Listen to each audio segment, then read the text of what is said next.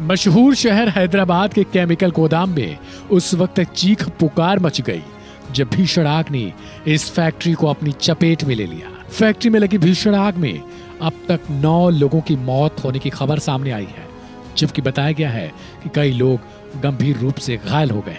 घटना हैदराबाद के नामपल्ली की है। बता दें कि यहाँ एक 4 मंजिला इमारत की पहली मंजिल पर यह आग लगी थी।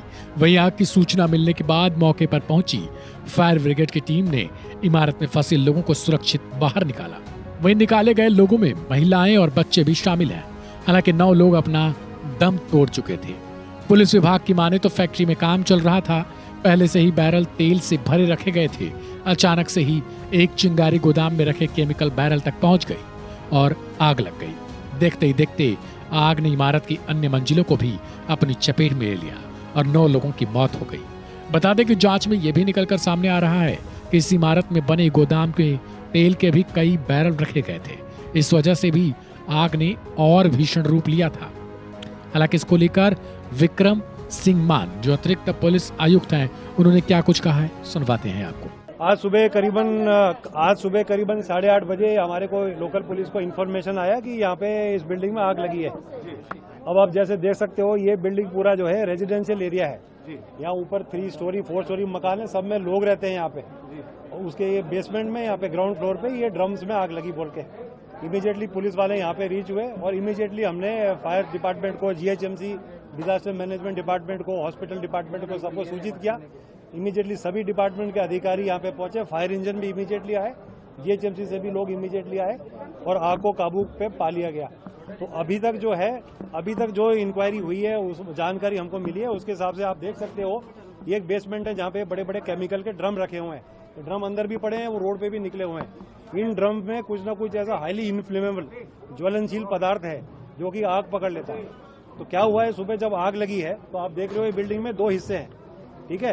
तो उसमें ऊपर ओपन इशू है माली मेरू, सो आग लगी तो उसमें धुआं निकला। जो मौतें हुई अभी तक, जिन कैजुअलिटी हुए, 9 लोगों की कैजुअलिटी हुई अस्पताल में, जो पहुंचने के बाद में वो हुई है धुएं की वजह से, आग से जलने की वजह से नहीं हुए, क्योंकि ये धुआं निकला, धुआं ऊपर गया नेचुरली। तो ऊपर जो लोग रह रहे हैं उन्होंने चाहने के बाद भी कोशिश करी, तो कुछ लोग नीचे आना चाहे जो स्टेयर केस पकड़ के, लेकिन नहीं आ पाए। उसकी वजह से वो जो है उनका दम घुट गया, सफोकेशन की वजह से उनकी मौतें हुई हैं। तो अभी आग पे पूरी तरह काबू पा लिया गया है। और ये क्यों हुआ, किस कारण से एक रेजिडेंशियल कॉम्प्लेक्स में रखा गया, अभी पुलिस हम अपनी इन्वेस्टिगेशन करेंगे और जो भी एक्शन इसमें लेना है, कठोर इसमें एक्शन लिया जाएगा। वहीं इस भीषण आग को लेकर हैदराबाद की मेयर गढ़वाल विजय लक्ष्मी का भी बयान सामने आया है। उन्होंने नामपल्ली की घटना को बेहद दुर्भाग्यपूर्ण और दुखद बताया है।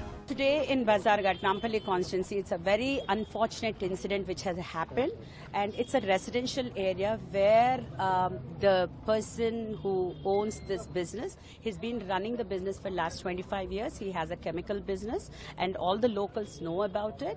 But luckily, they say that nothing had happened in 25 years. It's an accident that they claim.